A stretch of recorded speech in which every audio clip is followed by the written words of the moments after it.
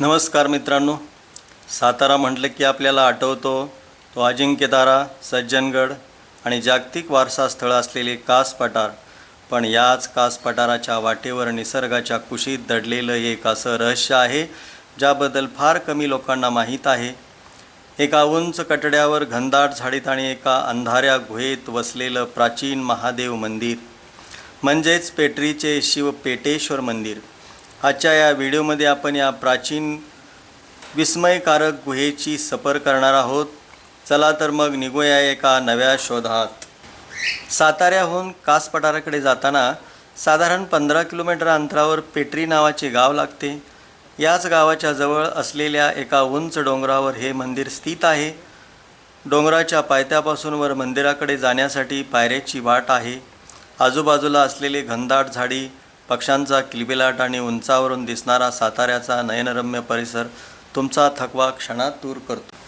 मित्रांनो, आपल्या प्राचीन ग्रंथांचा अभ्यास केला तर स्कंद पुराणाच्या सह्याद्री खंडात अशा दुर्गम आणि उंच कड्यावरील गुहांचा उल्लेख ऋषींची तपोभूमी म्हणून येतो. तसेच महाराष्ट्रातील नाथ संप्रदायाच्या आणि नवनाथ भक्तिसार ग्रंथानुसार पूर्वीचे योगी पुरुष अशाच निर्जन गुहामध्ये, जिथे नाग आणि हिंस्र स्वापदांचा वावर असायचा, तिथे बसून हठयोग साधना करायचे. प्राण्यांच्या सानिध्यात राहून शिवसाधना करणे ही नाथपंथांची ओळख होती. त्यामुळे पेटेश्वर हे जागृत देवस्थान आहे. इथूनच आपणाला उरमुडी धरण, कनेर धरण याचे सुंदर असं दृश्य आपल्याला इथून पाहायला मिळतं. आणि निसर्गाची देणगी लाभलेलं हे ठिकाण अतिशय सुंदर असं आहे. आपण आत्ता ह्या उन्हाळ्यामध्ये इथं आलेलो आहे. पावसाळ्यात जेव्हा आपण येऊ तेव्हा अतिशय सुंदर हिरवळ आणि सर्व ठिकाणी असं गजबजलेला पक्ष्यांचा किलबिलाट आपल्याला ऐकायला येतो. आता हे नेमकं उन्हाळा असल्यामुळे आपल्याला तितकंसं इथं जाणवत नाही आहे.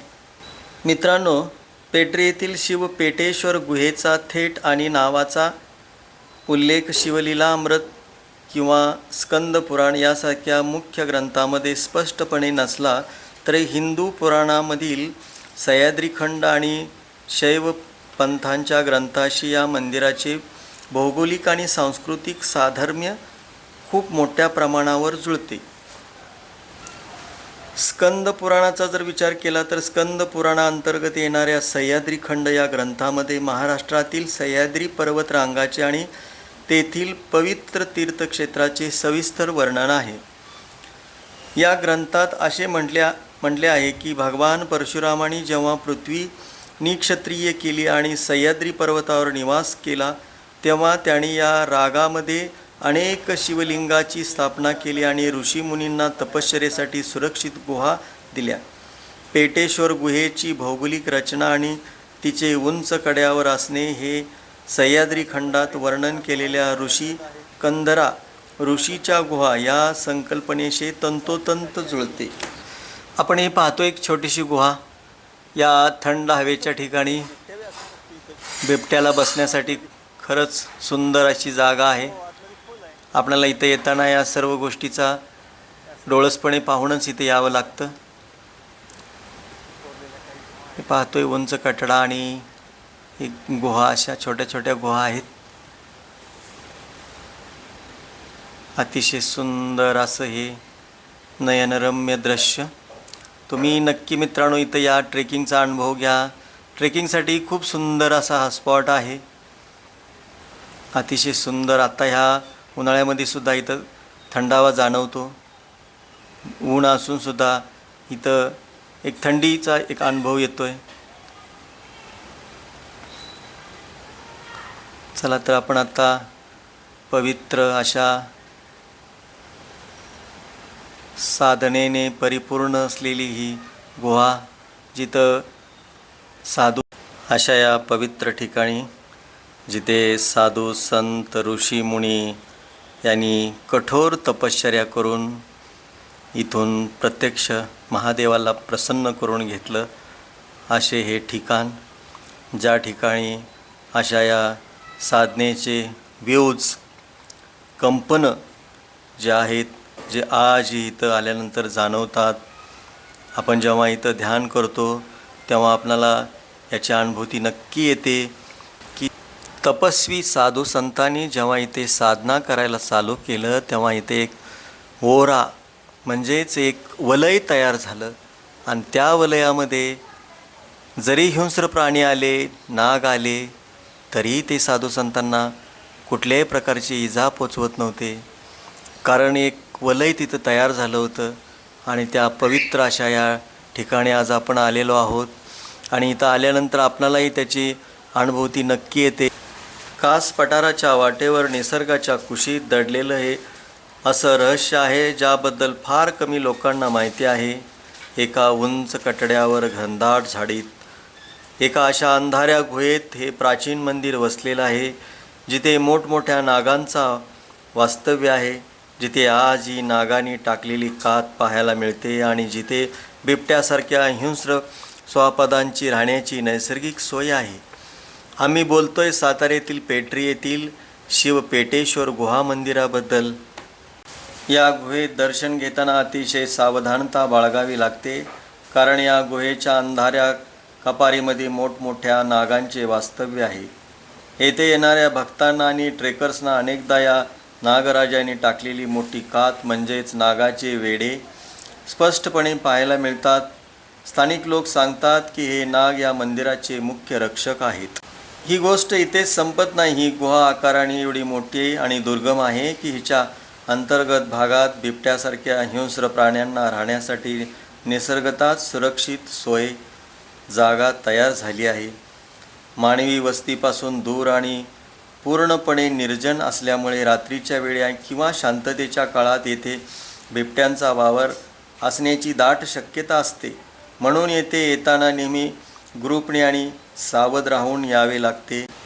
या गुहेच्या मध्यभागी आपण आल्यानंतर आपणाला दर्शन होते ते स्वयंभू शिव पेटेश्वर महादेवाचे. खडकातून स्वतःहून प्रकट झालेले हे शिवलिंग पाहताच मनातील सर्व भीती नाहीशी होते आणि एका अद्भुत शांततेचा अनुभव येतो.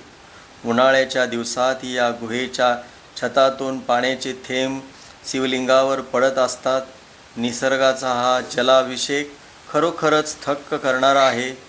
दुर्गम भागात असूनही श्रावण महिन्यात आणि महाशिवरात्रीला येथे परिसरातील भाविकांची मोठी गर्दी होत असते. मित्रांनो, या गुहेला जितका थरारक निसर्गाचा वारसा आहे तितकाच धार्मिक आणि पौराणिक आधारही आहे. स्थानिक लोककथेनुसार हजारो वर्षापूर्वी येथे महान ऋषीमुनींनी उग्र तपश्चर्या केली होती आणि त्याच्याच भक्तीमुळे हे शिवलिंग येथे प्रकट झाले.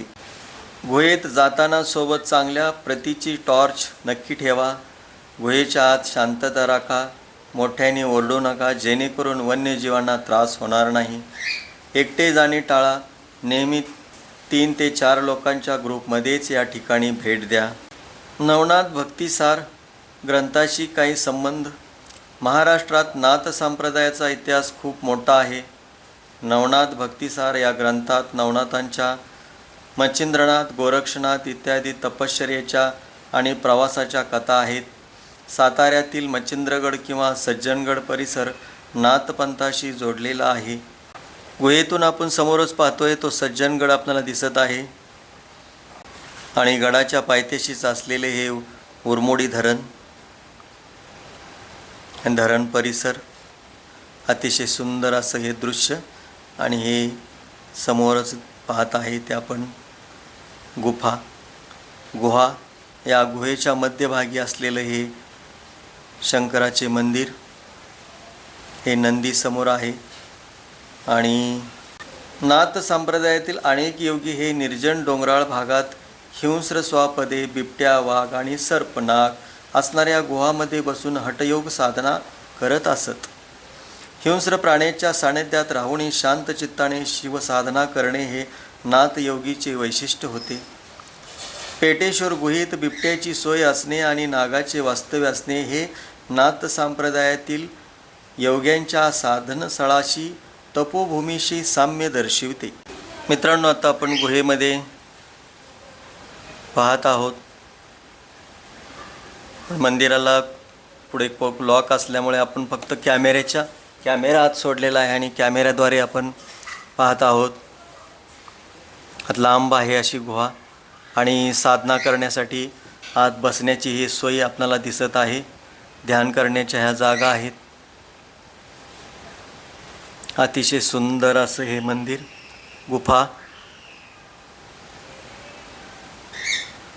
आणि हे अतिशय स्वयंभू असं हे शिवलिंग पेटेश्वराचं आपल्याला दर्शन होत आहे. आपण धन्य आहोत की अशा या पवित्र ठिकाणी आपण आलो आहोत.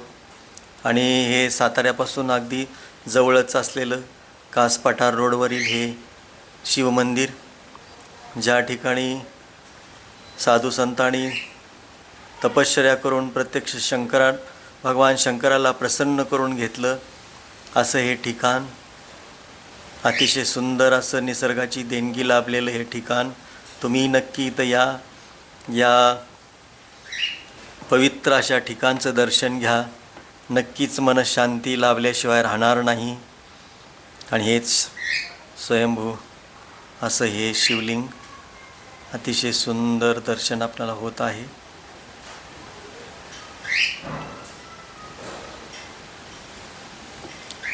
इथे शांतता असणं फार गरजेचं आहे. आपण पाहत आहोत अतिशय सुंदर अशी गुफा आहे आणि हे स्वयंभू असं हे शिवलिंग.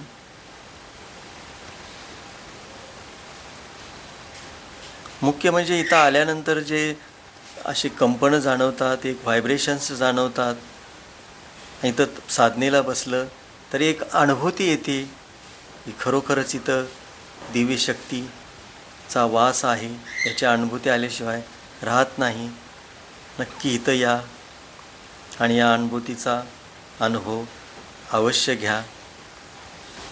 आपण आता गुहेतून समोर पाहिलं तर समोर अतिशय सुंदर असं निसर्गाचं दृश्य आपल्याला पाहायला मिळतं.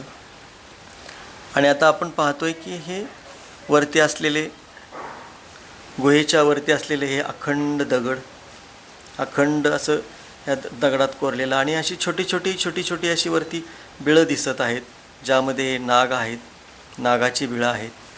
आपल्याला इथे समोरच इथे कात टाकलेलीही दिसत आहे, ते आपण आता पाहणार आहोत. हे जे समोर पाहतोय आपण मित्रांनो, हे नागाची कात आहे. नागाने एकदा कात टाकली की तो अतिशय चपळ होतो आणि त्याचं स्पीड चपळ.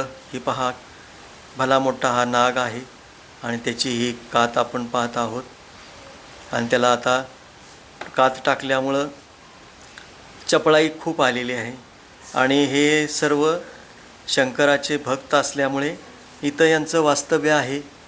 आणि आपण साधनेसाठी, ध्यान करण्यासाठी इथं आलो तर या हिंस्र पशुपासून आपणाला कुठलाही धोका नाही.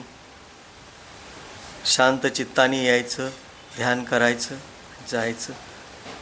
कोणालाही इजा पोचवणे हा उद्देश इथला हिंस्र पक्षाचा बिलकुल नसतो. फक्त आपण खोड काढली तर ते सोडत नसतात, हा त्यांचा धर्म आहे. हे आपण पाहतोय की वरती असे गुफा आहे, असं होल आहे, मोठे होल आहे. आपण कॅमेऱ्याने पाहतोय, आपल्याला तिथं हात किंवा असं काही नेता येणार नाही. कॅमेऱ्यानेच फक्त आपण स्टिक लावून पाहतोय. असंख्य असे सगळे असे होल दिसत आहेत, त्याच्यामध्ये साप, नागराज बसलेले नक्कीच असणार आहेत आतमध्ये. थंड हवेचं ठिकाण आहे आणि उन्हाळ्यामध्ये सुद्धा इथे शांतता, थंड असं वातावरण आहे. आणि साधू संतांच्या पदस्पर्शाने पावन झालेली अशी ही पवित्र भूमी. या ठिकाणी आल्यानंतर खरोखरच आपणाला एक मनाला शांती नक्की मिळते. आणि त्याची अनुभूती घ्यायची असेल तर इथं नक्की या. सर्व जे काही ट्रेकर्स आहेत त्यांनी इथं येऊन याचा अनुभव घ्यावा. खरोखरच वरती येण्यासाठी आणि हे पाहण्यासाठी निसर्गाचं दृश्य इथून, ते पाहण्यासाठी तुम्ही जरूर इथं या. आणि या सुंदर अशा पवित्र ज्या ठिकाणी साधू संतांनी वास्तव्य केलं, ध्यानधारणा केली आणि साक्षात भगवान शंकराला प्रसन्न करून घेतलं, असं हे साताऱ्यातील पवित्र ठिकाण. या ठिकाणी नक्की या आणि दर्शनाचा लाभ अवश्य घ्या. काही जागा अशा असतात ज्या केवळ नकाशावर नसतात, तर त्या विश्वाच्या पटलावर चैतन्याचा एक दिवा बनून तेवत असतात. जिथे पाऊल ठेवताच मनाचा कोलाहल शांत होतो आणि एका अनामिक सुखाची सावली मनावर पडते. असे हे जागृत पवित्र अलौकिक स्थान म्हणजेच साधू संतांच्या पदस्पर्शाने पावन झालेले आणि तपसाधनेने सिद्ध झालेले आपले पेटेश्वर मंदिर. हा केवळ एक दगडी गाभारा नाही, हे केवळ एक मंदिर नाही, हा इतिहास आहे त्या अथांग भक्तीचा, ज्या भक्तीने या मातीला चैतन्य दिलं.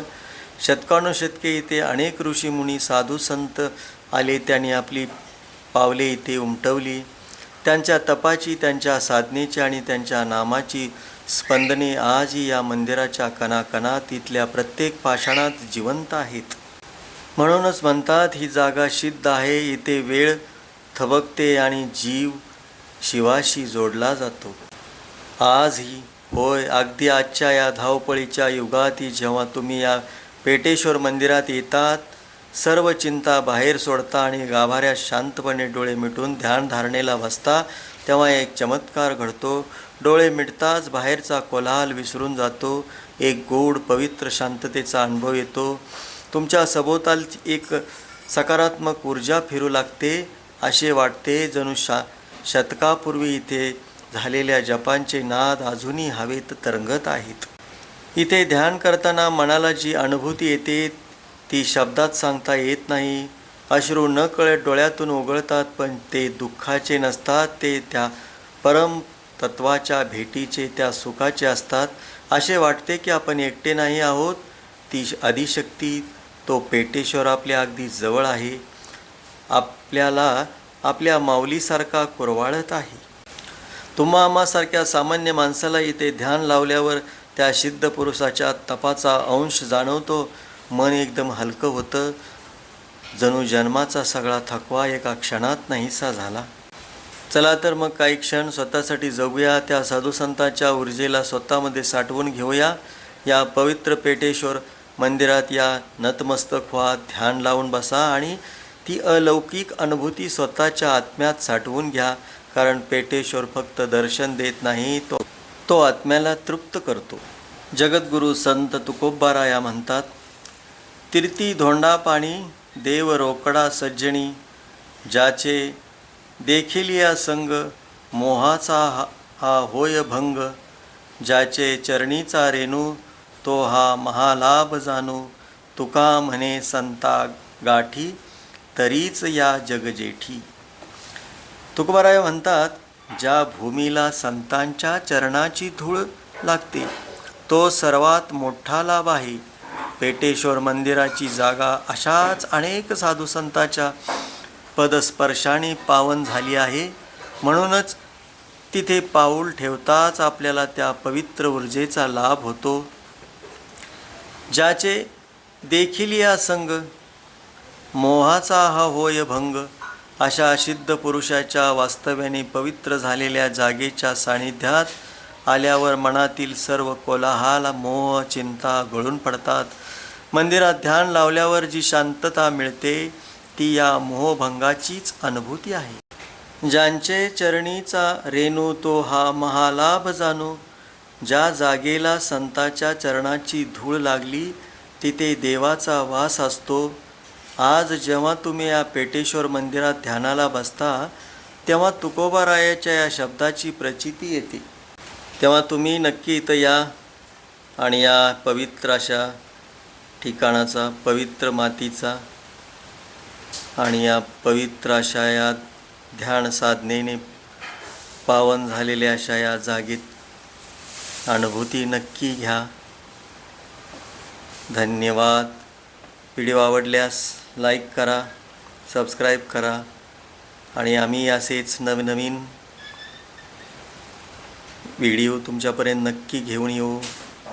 धन्यवाद.